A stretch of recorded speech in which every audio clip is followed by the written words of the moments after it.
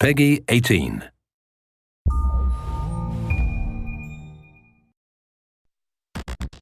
In 2001, a real-world exercise tested the emergency response to a bioterror attack on the continental United States. The operation was called Dark Winter. Within just a few days, the simulation spiraled out of control. The operation predicted a rapid breakdown in essential institutions, civil disorder, and massive civilian casualties. Dark Winter has revealed how vulnerable we've become. Our lifestyle, our security, our safety depends on a delicate and unstable economy. We've created a system so complicated that we no longer understand how to control it. Oil, power, shipping, transport. We live in a complex world. And the more complex it gets, the more fragile it becomes. The system is built on a global supply chain that gets things where they're needed, just in time. We've created a house of cards. Remove just one, and everything falls apart. And what's fueling this system? Money. Americans can spend $90 billion in a single day of shopping. Last year, 200 million people swarmed their local stores on November 23rd.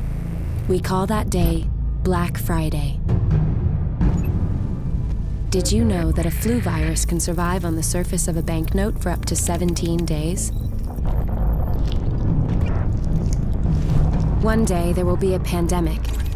It could begin during the crush of Black Friday sales.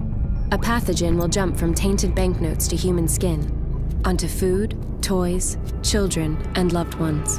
By the time patient zero feels the first sore throat, millions of people will already be infected. From this point, the breakdown will happen fast.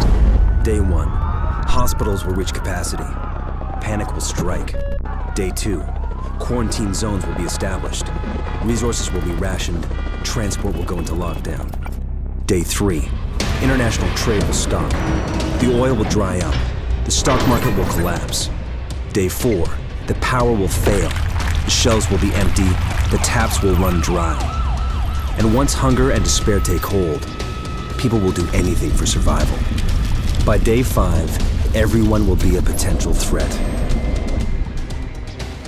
In 2007, a new presidential directive was signed quietly into law. This maps out the government's response to a crisis, a plan to cope with a real dark winter. It is known as Directive 51. There are rumors of shadow agencies, sleeper cells, covert agents, but nothing can be confirmed. Our complex world is primed for breakdown. And once the chaos strikes, there won't be resources to save us all. The only question left is, what will it take to save what remains?